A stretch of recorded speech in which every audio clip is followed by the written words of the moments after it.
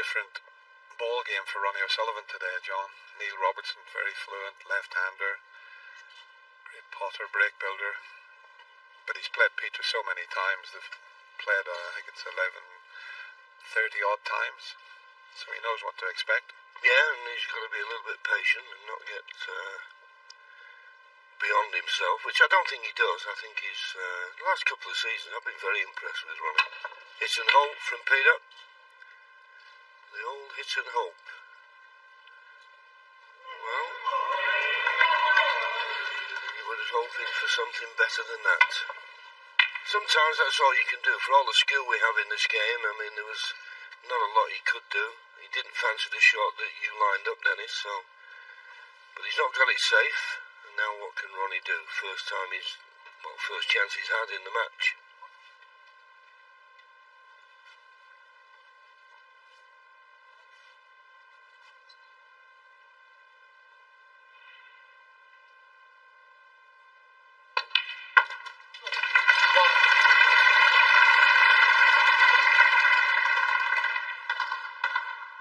That was pretty good because there wasn't a lot of margin for error there. It was so close to the other red.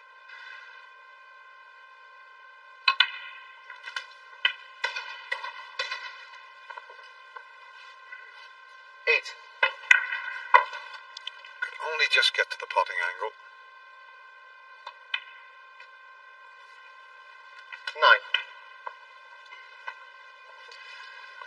These pockets are quite nippy. I've been on the practice table, believe it or not, JV. And they're very tough along the cushion. The middles are tight, but the corners are quite tough as well. They still allow you on there? I had to come off to let Stephen Maguire on to practice. 70. Yeah, I mentioned last night when I was with Steve Davis, I think I've played twice in about 18 months, but I'm going to be doing a couple of shows with Steve. It's the 25th anniversary of the World Championship final, 1985, so we'll be doing a few shows together, so I'm going to get the old cue out again, JV. Well, funny enough, I remember at Telford, Willie Thorne and I were walking into the arena. It was raining one night, and I couldn't believe how small the pockets look when you're out there. And many times you've heard the same thing, people saying, oh, the tables in the snooker club are tighter than them. Believe me, they're not. They're very accurate. I think what does help slightly is these superfine cloths. The balls open up a little bit easier than they used to. But certainly the pockets, as you say, are nippy. But when you see Ronnie in this type of form, it doesn't look as though they're difficult. I mean, they say this type of form, this is his first chance, but just the fluency around the table. For all he criticised himself on his long potting, there's nothing wrong with this part of his game.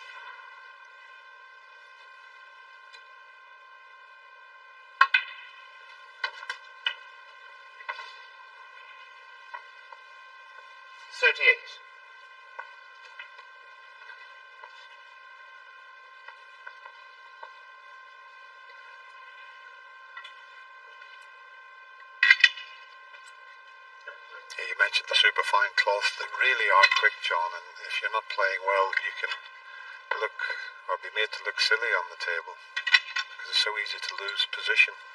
I think that was Jimmy's problem. He's not used to these conditions. When Jimmy White played, he was struggling to control the cue ball. It was so fast.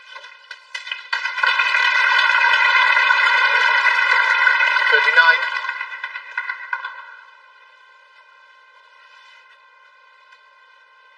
5 points to lead, as Ronnie just has a quick glance at the scoreboard.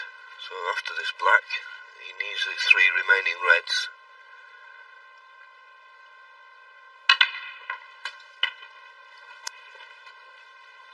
And after this one that's in the middle of the table, the other two are a little bit tricky. They're not certainties. 47. And if you play for them one along the top cushion now, I mean, these are missable. Helps if you leave the perfect angle, which he's done. 54. 20 points to lead. Red colour, red needed.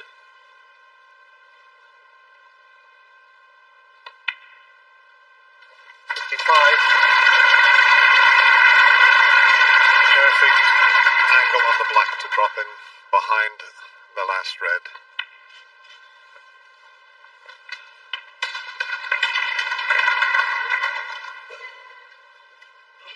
$62.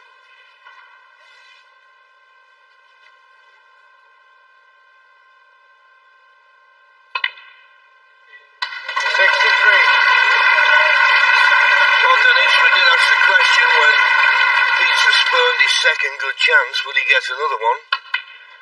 This is your answer. Good safety shot from Ronnie, forced the mistake, and Peter Ebden sat down for the rest of the frame. 67. Yeah, he was in a bit of a hole there. He couldn't come off the side cushion to land on the red near the cushion. Just, as you said, trusted a little bit to luck. 70. But having said that, this has been quite a clearance, both right and left-handed.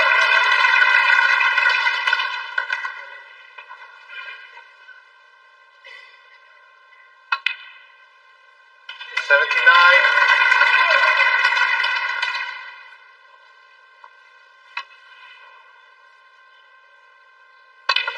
Really is amazing. He doesn't look any different playing with his opposite hand. It's a bit unique, really.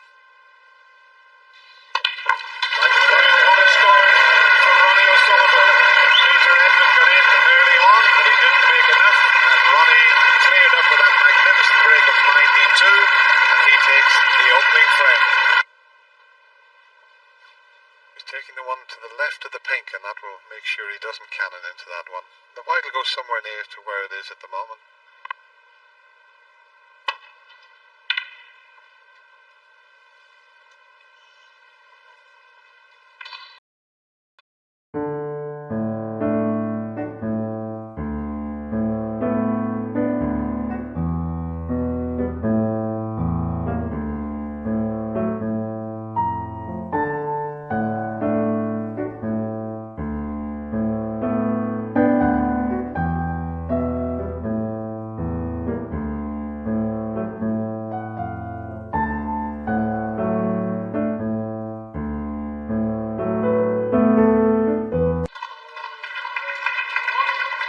For the kiss on the yellow, that would have been a very good reply. Now there's a long red here to the right corner.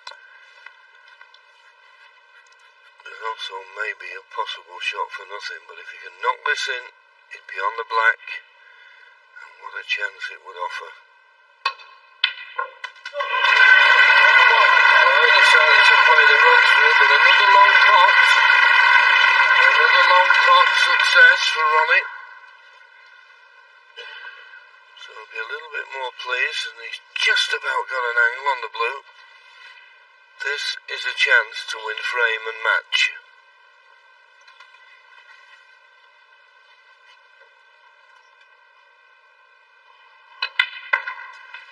As I mentioned earlier, Steve Davis said he's going to have 3 bites at the cherry. This is his first bite. 6. See what he makes from it. 7.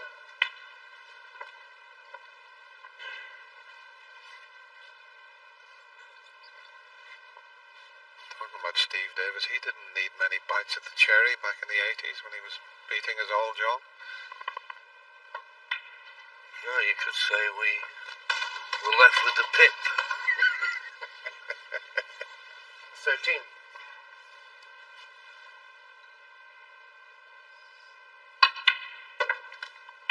14. Nice shot that, and I think that was played just to nudge that red towards the middle. His mind is always so alert when he's playing in these situations.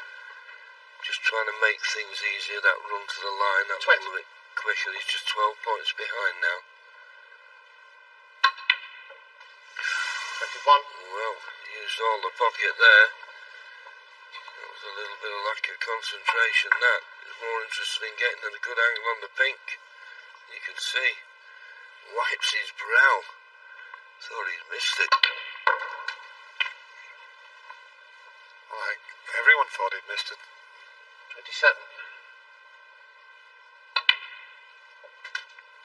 28. At this stage, it's about keeping your concentration, really, because One little slip and we know what can happen. Might need to play a cannon onto the two reds there. He's just queuing up. See where he wants 35. to leave the white just to develop those.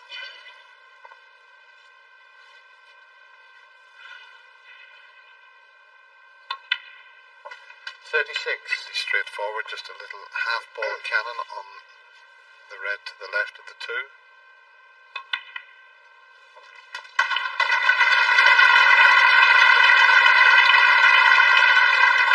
$43.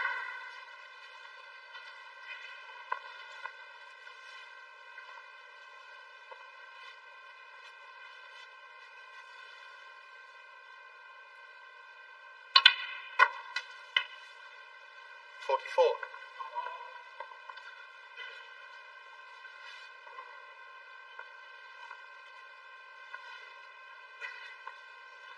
After this blue, 3 more reds, 3 colours would be sufficient to take him over the line in that place in the semi-final. 49.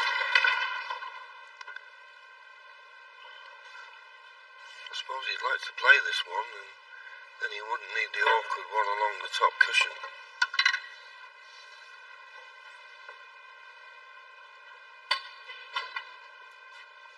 He'd concentrate on the red below the pink and the other one on the left-hand side of the table, and cut out the tricky red.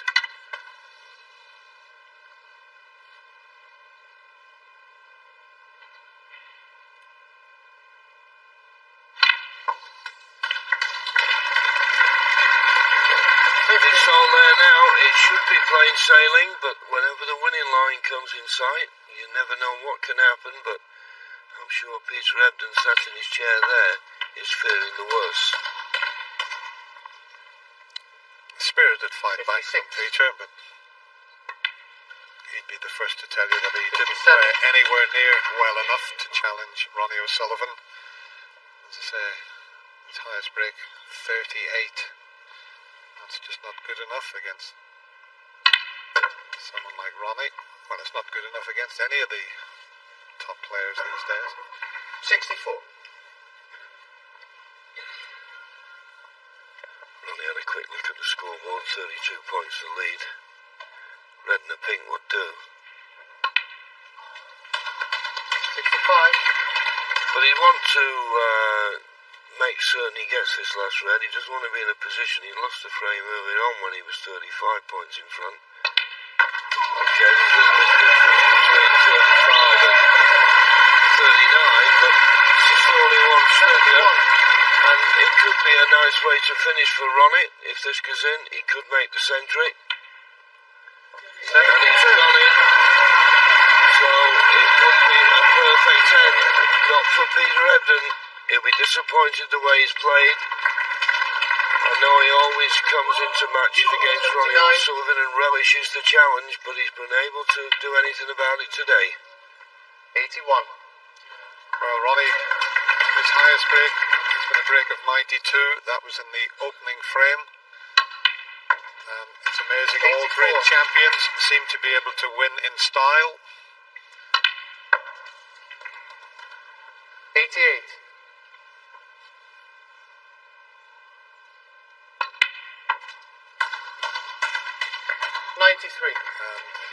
Almost certain now Ronnie will make the century break. He's made 587 in his career.